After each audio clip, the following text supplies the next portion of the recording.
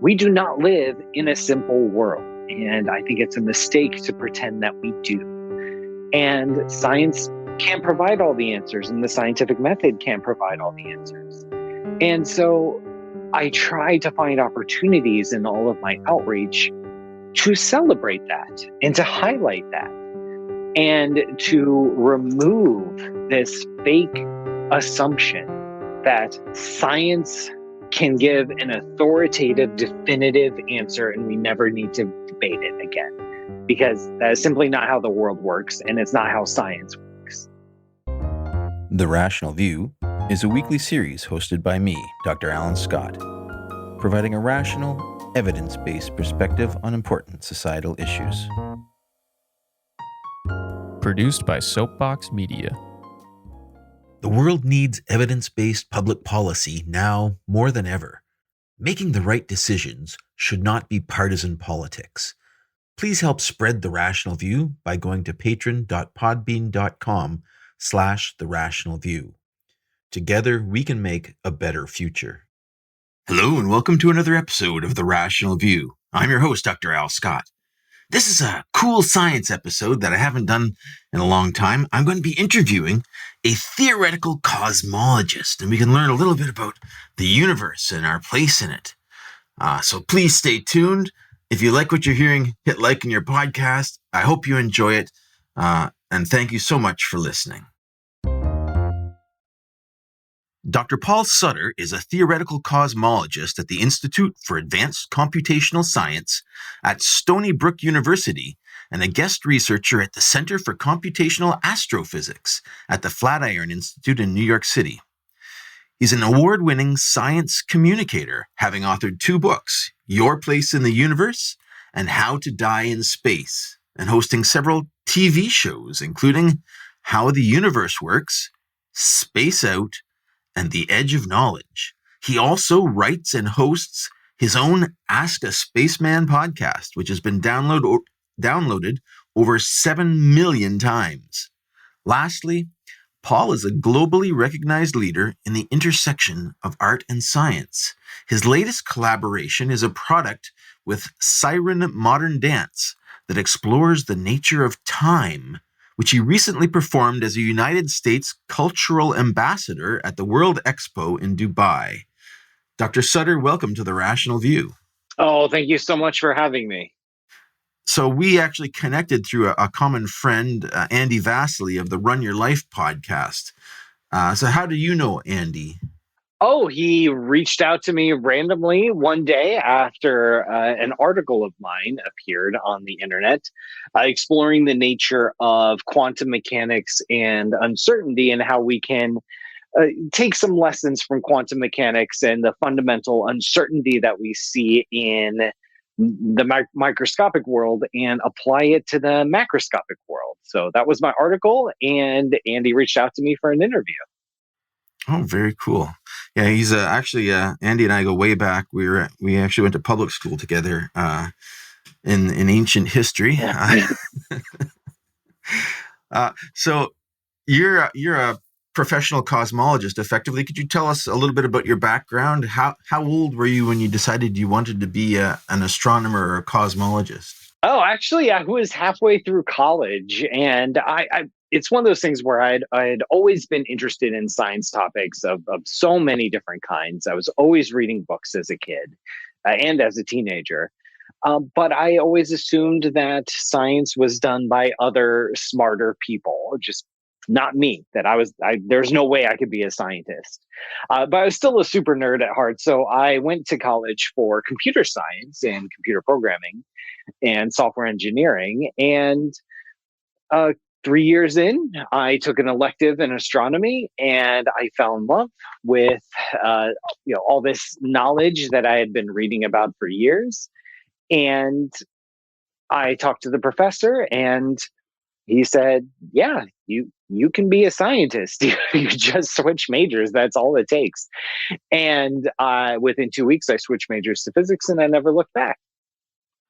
Oh, wow. Nice. So You are a practicing cosmologist, effectively. Could you tell us a bit about your research? What's hot in your field? The Big Bang is super hot these days. Now, it's a cosmologist is a scientist.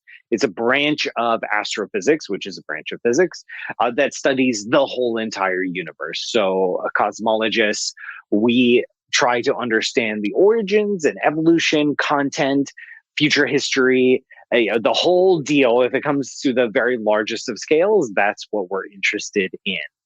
And and my interests in cosmology have taken me in many wonderful directions. And one of my favorite things is that no two projects look the same, no two research interests look the same. So I have studied the earliest light to emerge out of the Big Bang. I've studied developed techniques to identify the first stars to appear in the universe.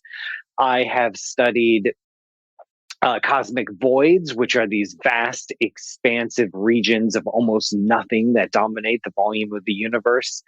I've developed techniques to find cosmic voids and linked them to other things in cosmology that we're interested, so using them to understand the evolution of the universe. And I've studied black holes and the interactions between black holes and their environment. So one of my favorite things about being a scientist is that you get to follow your curiosity. And if you're wondering about something, there's no Wikipedia article, there's no reference, there is some previous research, but usually you develop a question that no one's ever asked before. And so you get to go out and create the answer yourself. Yeah, that's really cool. So we've recently, humanity has recently launched the James Webb Space Telescope, and it's looking back at the first galaxies in the infrared that have been red-shifted out of the visible spectrum. And these first galaxies, results are coming back like there are large structures, very fully formed structures of galaxies, just hundreds of millions of years after the Big Bang.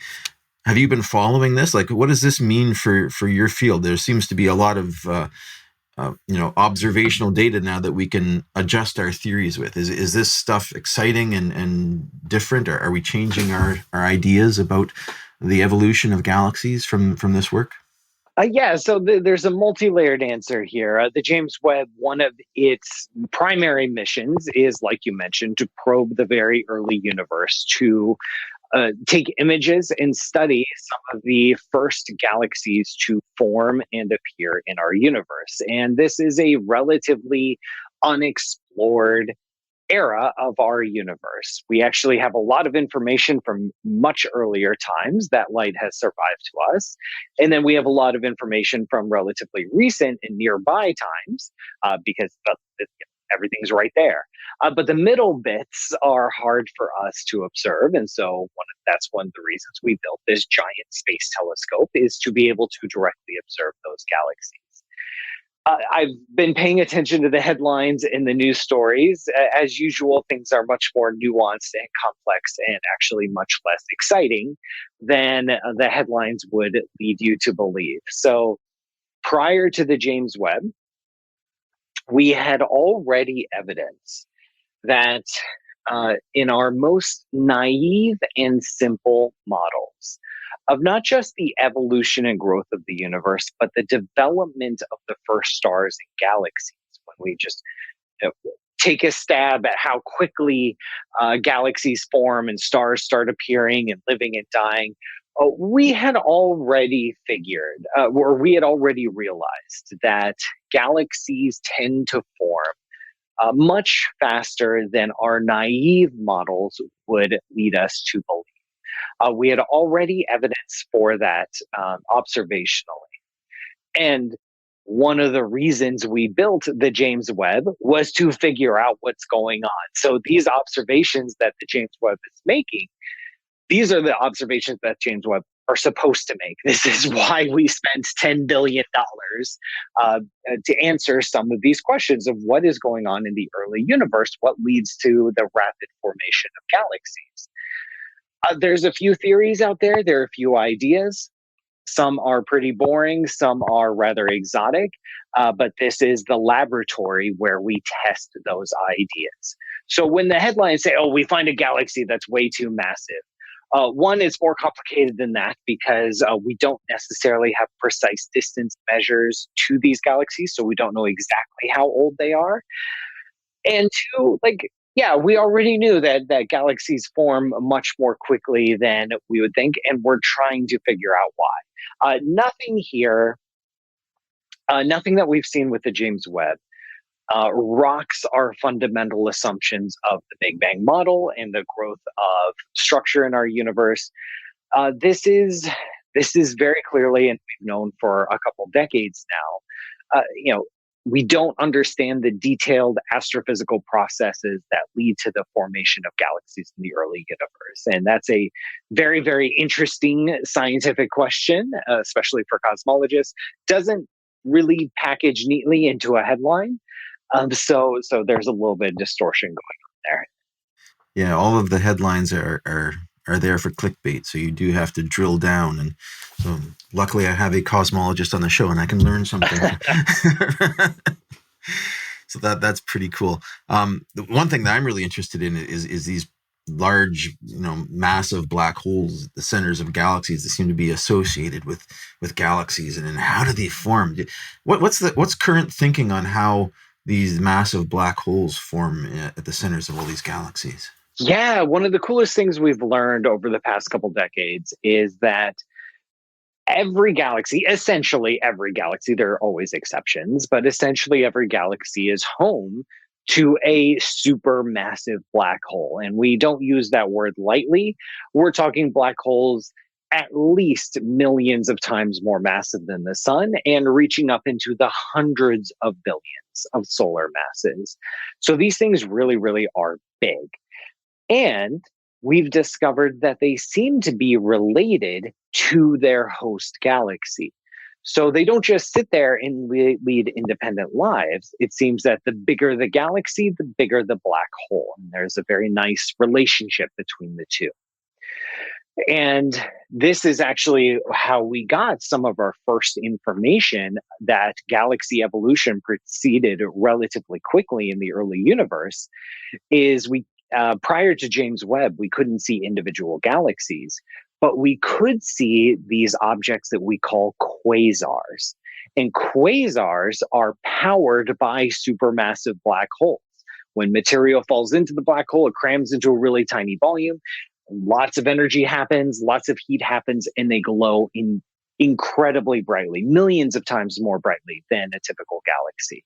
And so we've been observing quasars for a long time from the very early universe. And in order to get quasars in the very early universe, you need giant black holes in the very early universe. And so right away, the question was, how do you get these giant black holes appearing so quickly? And there's really, as far as we know, we have one confirmed method for creating black holes, and that's through the deaths of massive stars. Giant star dies, leaves behind a black hole a few times the mass of the sun. Now, if you want to upgrade that to supermassive status, then it needs to either merge with other black holes or it needs to feed on a lot of gas. And there's a challenge with both of those. With merging black holes, the black holes actually have to meet. There have to be enough black holes formed that they can just find themselves or find each other, merge together. So you need a big population of smaller black holes in order to get them to merge frequently. And then with gas does this funny thing. When gas sinks down onto the black hole, it crams in, it heats up, and it generates a lot of light, which we call a quasar. But that light then pushes outward on the gas. It prevents it from falling in. And very quickly, you develop this equilibrium that regulates the amount of gas that can fall into a black hole. And once again, when we take our very naive calculations and we say, okay, just spitball in here, working stuff out on the back of the envelope, If we assume a certain population of stars that then turn into black holes, you can estimate a merger rate from that, and then you can estimate how much gas these black holes can start accreting onto each other. You come up short. It's very, very difficult to build such large black holes in so little time. And so there's other ideas. Maybe it's something boring. Maybe, our naive calculations of how quickly gas can flow into a black hole are off. And it's simply a matter of, black holes can, suck in more matter than we naively assume. Maybe that's it. That's the entire solution to the riddle. Maybe there's something more exotic going on. Maybe star formation proceeds very differently in the early universe. Maybe dark matter gets involved and directly collapses into giant black holes. Maybe there's something even more exotic, like different forces or different particles entering the equations that are affecting the evolution of the early universe, but aren't so present in the modern day universe. And so all of these ideas are on the table. And all of these ideas are why we built the James Webb. Okay. Well, I'm looking forward to learning more about this process, and hopefully the data that we're getting out will help constrain these models and direct us to what actually is going on, because it's very interesting and exotic. These Exactly. huge black holes. We're learning so much. I love the process of discovery. It's definitely what drew me to science as well. So you are very multidisciplinary in your work. You are working with a modern dance company. Do you dance yourself, or are you more of the? I do not. No one wants to pay money to see me. So that's off the table. But no, I love outreach. I love science communication. I love explaining what we've learned about the universe to anyone who will listen.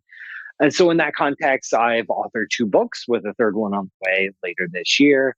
I've hosted several TV shows. I have my own podcast, like you mentioned. I write articles all the time. And I like working with artists, because working with artists, one, is just fun to intersect with people outside of my discipline. And we get to develop interesting ideas and projects that reach new audiences. So, I give public talks all the time. I can pretty much tell you the kind of person that's going to show up to a public talk. And I can tell you the kind of person that will see the ad for the talk and never even consider it, never even think like, oh, this might be interesting. But when I work with artists, I get to bring all the art geeks in and expose them to something new and different.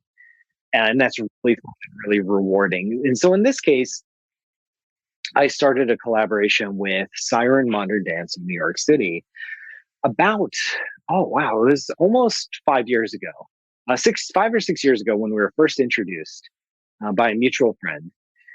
And they had already been interested in science and art collaborations. I had already been interested in science and art collaborations, so it was a perfect match. And we developed, over the course of a couple of years, a performance exploring the nature of time, which we felt was very ripe for this interdisciplinary work, because time is one of these subjects that, science has a lot to say about the nature of time, about memory and our perception of time and the physics of time and relativity and the arrow of time. And there's plenty for me as a scientist to say, but then there's plenty that is left unsaid by science, that there's this part of the aspect of time that we simply experience and we intuitively know and understand, but we have a difficult time explaining it and quantifying it. And so there's a lot to the nature of time that I can approach as a scientist and a choreographer can approach as a dancer. So we work together to create a performance. It's called TikTok, and it's set to Mozart. It's set in 4 pieces. I do narrate the beginning, I go on stage, I talk about some of the cool physics behind time. Dancers are on stage with me, interacting with me. I leave the stage, the dancers take over for a while, then halfway through, I come back with the music, with narration, with movement. Well, it's such a beautiful performance, and we've had the opportunity to share this with audiences around the world. Just last year, we got to serve as US cultural ambassadors to the World Expo in Dubai. And so we got to perform it on the world stage. Very cool. That is definitely a unique method of outreach. I mean, I love being involved in scientific outreach and helping people to understand the scientific method. And that's why I started this podcast. It's a bit of a pandemic project. You've been extremely successful in your outreach. You have your own podcast, Ask a Spaceman. What inspired you to start, and how long have you been working on that? Oh yes, Ask a Spaceman has just turned 7 years old, and I was in the middle of my second postdoctoral research program. I had just finished my PhD, and I did a short-term research position at the Institute for Astrophysics in Paris. And then I had just started a second short-term research position at the Trieste Observatory in Italy. And well, I was doing the normal thing, doing research, applying for faculty jobs. And I had always had this itch for doing outreach, for public speaking. It was something I had always enjoyed. And I was a fan of podcasts. I had been listening to podcasts for years at that point. I thought, why not? Like, well, I'll just give it a shot. I'll just buy a microphone, download audio editing software, and just make it up and see what happens. And I remember over an academic break, over Christmas, over the holidays, 7 years ago, I just wrote 7 episodes and recorded them, and then put them out into the world. And then I sent a personal email to every single person on my contact list, just saying, hey, I started a podcast. Hope you find it interesting. If you do, please share. And yeah, it was just so cool, so organic. And very quickly, it developed a really fantastic audience that has really opened a lot of opportunities for me. With that audience, I have a core, I have a base. I have Patreon supporters that now provide a substantial chunk of my income. And now, 7 years later, all of my income comes from outreach and science communication. So my professorship positions are adjunct positions. They're unpaid. They are so I can maintain my research line, but what I pay my mortgage with and my car payment and dinner for the family is through science communication, and it all started with that podcast. Wow, that's amazing. So what I mean, Ask a Spaceman, is it an interview style podcast? How do you set it up, and you answer people's questions? Yeah, exactly. So people ask me questions on social media, hashtag Ask a Spaceman, or any of my social media handles, or they just go to the website, askaspaceman.com, or send me an email, just however you want to. Just ask me a question, and I keep track. I keep a list of all the questions. And then every month I pick 2 topics and go with it. And so far, I have a backlog of only 560 questions or so. So eventually, I suppose I will exhaust the supply of questions. But as long as people are asking me questions, I'm going to keep doing the show. And you've hosted TV shows. Is that as a result of your success in your podcast, or how did you get to become a television host?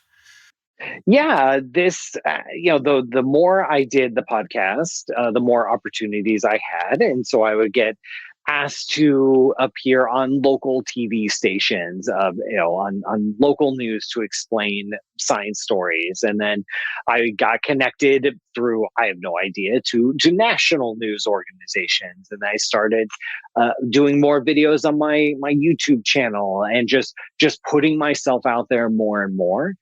And producers, and also another important thing I did is to start writing articles on popular science outlets about various topics. And so producers, when they're doing their research for various episodes, they come across me, they come across my videos, they come across my work, they come across my articles, and they'll just drop me a line. And those conversations have led to, most of the time those conversations lead nowhere, because creating TV shows is a very dark and mysterious art. But some of those conversations have led to some very fruitful things. So I've been able to be an on-camera contributor for How the Universe Works. I had my own show for a while with Discovery Networks called Space Out. I've had digital series with Ars Technica called The Edge of Knowledge, and there's more projects always under discussion and subject to further exploration and funding opportunities. And it's just this fun and unexpected angle that I would have never planned for in my PhD training. Indeed, yeah, that's well beyond the training range of a scientist. They don't. That's one thing. One thing that in grad school they don't teach you is how to speak to journalists or how to speak to the public. Right. How did you learn that? How did you go about? Is it just something natural a skill that you had, or did you do any background work on that? How did you get good at this? Oh, yeah, it's something I am learning every day and continuing to evolve in. I have absolutely no formal training in public speaking or speaking to the media or presenting science concepts. Science communication is a part of every scientist training, but that communication is to other scientists. So it's a part of our job to be writing emails to collaborators, to presenting talks at conferences and workshops, to create posters and to write papers. So communicating science is not formally taught in science, but it's something you learn on the job, because that is part of surviving in the world of science. And that extends to grant applications as well. Like, a grant application is trying to convince someone to give you money for your awesome idea. And that's a very, very persuasive style of writing. And so I took what I had already been informally trained in science communication, and applied it to social media, to TV interviews, to articles, to books. And what I've discovered through my own work is that I'm not doing any more or less science communication than any of my peers. I just have a different audience. Mm-hmm. One thing I've observed, I guess, is that to speak to other scientists, to write papers, we are trained to highlight the uncertainties in our work and to highlight where we can be wrong, and to present both sides of an argument supposedly unbiasedly. And in a lot of cases, when scientists talk to the media and people, they come across as indecisive because of this. How do you style your communication? Are you aware of this issue? Do you communicate differently to the public than you would to other scientists? Actually, yeah, like when I'm speaking to a journalist, I know that the journalist wants answers and doesn't want ambiguity, it doesn't want error bars. And so I try to give firm answers, but couched in enough safety nets of so I faithfully represent what we know and what we don't know. But when it comes to my podcast, for example, or books, these are the perfect opportunities to dig into the nuance, to get into the conflicting views, and that there isn't always an answer. And in fact, there's almost never an answer. And it's okay and to celebrate the viewpoint of a scientist where all beliefs are provisional, where the evidence can change your mind, where uncertainty makes things more complicated and there aren't simple answers. We do not live in a simple world. And I think it's a mistake to pretend that we do. And science can't provide all the answers, and the scientific method can't provide all the answers. And so I try to find opportunities in all of my outreach to celebrate that and to highlight that and to remove this fake assumption that science can give an authoritative, definitive answer and we never need to debate it again. Because that is simply not how the world works, and it's not how science works. Yeah, it's definitely an important message to get across. And, science is effectively applied skepticism. And skepticism has a very bad name amongst the general populace.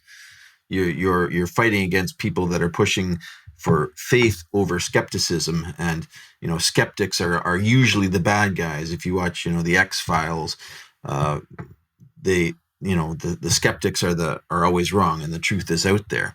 So that's something that I try to highlight in my podcast is that skepticism is a way of knowing things. It's a way of gaining certainty about things, and it's a method that we apply to get more confidence about the things that do come out. How do you address that sort of thing? Yeah, it's this never-ending discussion. It really is allowing people to be uncertain and allowing my results or my answers to be not firm or fixed and to be provisional, and to highlight that this is the point. This is one of the things that makes science so powerful, is that our beliefs are provisional, is that the evidence can change our mind. That flexibility, that adaptability allows us to very quickly learn new things. And that is the secret ingredient of science. That is its superpower. And so communicating that superpower and communicating that secret sauce, that secret ingredient, is essential in everything I do. And so I try in all of my outreach to create that atmosphere where the audience is embedded in the scientific viewpoint of the world, and they can see the world through a scientific lens. And it looks very, very different than the world is seen through other lenses. And that's really cool. And so one of my favorite things is when I'm giving a live presentation, and I always carve out almost half the time in my presentations for just open questions, to just let people ask me questions, because it's a very, very special place where people can feel free, feel comfortable, feel safe enough to admit their ignorance and become a scientist, because the life work of a scientist is one of perpetual ignorance and perpetual question asking. And that's a very special space that I try to create. Very interesting. So, as a successful outreach and podcast host, do you have any wisdom that you could share, any lessons learned that you would have liked to have known 2 years in, that you could put onto my thinking? Oh yeah, I would say that if I could go back 7 years and talk to my former self about what this journey would be like, I would say it's a combination of being patient and being flexible. No 2 years look the same in my career. So some years I'm very busy with TV work and on-camera work. And some years I'm focusing on writing a book. In other years, I'm writing, just focusing on the podcast and growing the podcast. And all of these opportunities are chances to connect science with people and to really bring science to them in a way that they can understand, and that no one method is more powerful or more special than the other. They're all valid. They all connect, and people are going to approach science in different ways and at different times. And it's important to meet people where they are. And so to just take time, allow the audience to find you, and to build that niche. Okay, thank you. So I think from looking at your interests and looking at some of your podcasts, you're interested in the big questions. Where did the universe come from? What is consciousness? We've both recently had podcasts looking at the intersection of quantum mechanics and consciousness, and I had some really mind-bending interviews. And one of the benefits of doing a podcast is I get to speak to experts that I would not necessarily ever get to speak to were I not in this position. So I feel very lucky to be able to speak with all of these experts, and so I learned so much about this. So this is almost kind of a greedy pleasure for me to be able to do these interviews. So I'm just wondering if you want to share what you learned in quantum mechanics and consciousness and your work on that subject. Yeah, absolutely. So none of my research has touched quantum mechanics specifically. But that said, quantum mechanics ends up touching all of physics. So yes, even in trying to understand the early conditions of the universe, quantum mechanics shows up. And at some point, you always have to use quantum mechanics. And recently, I did a very long series on my podcast connecting the meaning to quantum mechanics, trying to explore what does quantum mechanics actually teach us about the universe. And quantum mechanics is a very, very subtle and interesting place in physics, where we have the mathematical machinery to make predictions, verify against experiment, know that we're on the right track. That is the bones of any physical theory is math and mathematical predictions, a framework for making predictions. And quantum mechanics shares that with every other kind of physics out there. Every kind of physics has some mathematical structure behind it that we use to actually make predictions for the universe. But where quantum mechanics stands out is that we can't interpret what the math is telling us. So in the other fields of areas of physics, we have the equations, and we can look at the equations and we can translate those equations into words. We can say, oh, yeah. So we have all these equations, general relativity. What it's telling us is that there's a space-time, and it's a four-dimensional fabric that bends and warps in the presence of mass and energy. Like we can just tell that story, and it links up with mathematics.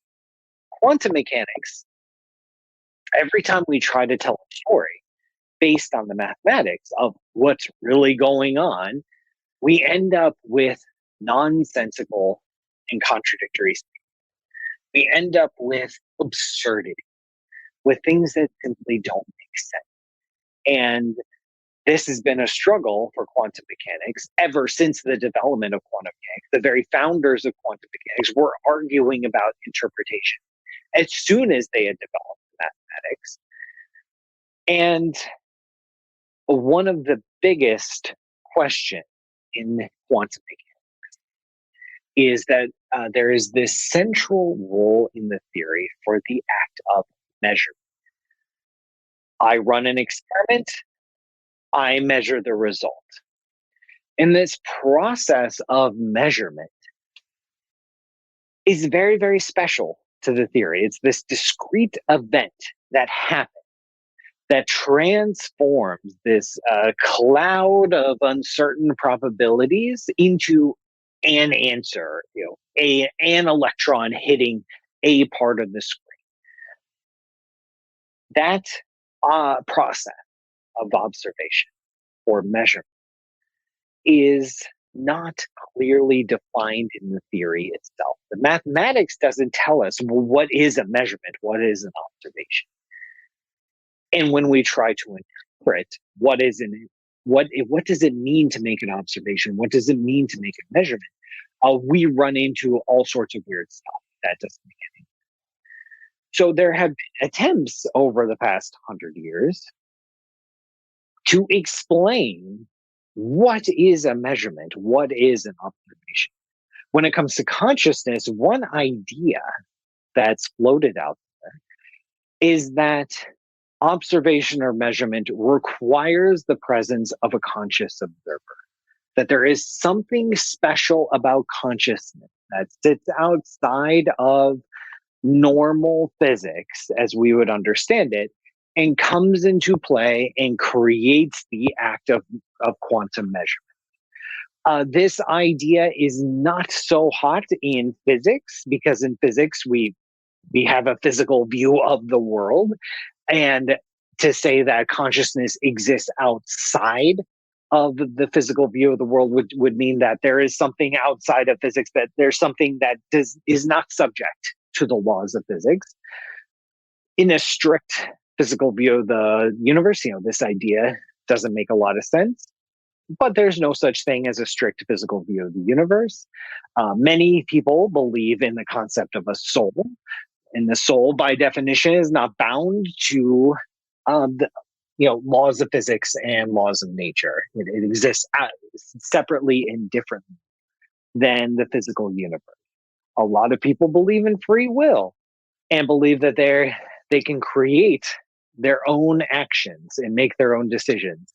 These decisions would, in some sense, be outside of the laws of physics because this is an action that comes from nowhere. I just make the decision. There's nothing preceding that decision that forces that decision.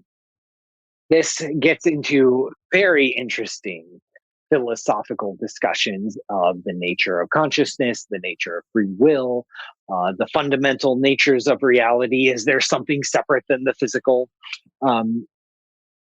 There is no answer to that question.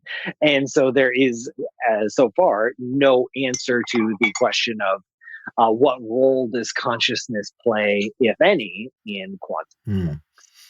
Yeah, I've learned from my series of podcasts on the topic and my series of interviews with experts in such diverse fields that there's so many opinions and speculations on where consciousness comes from, but very little factual information that we can hang our hats on.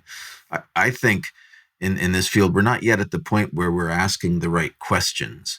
I think there are a few folks who will use quantum mechanics as a magical sort of god of the gaps to explain consciousness, and they wave their hands and say, "There be dragons."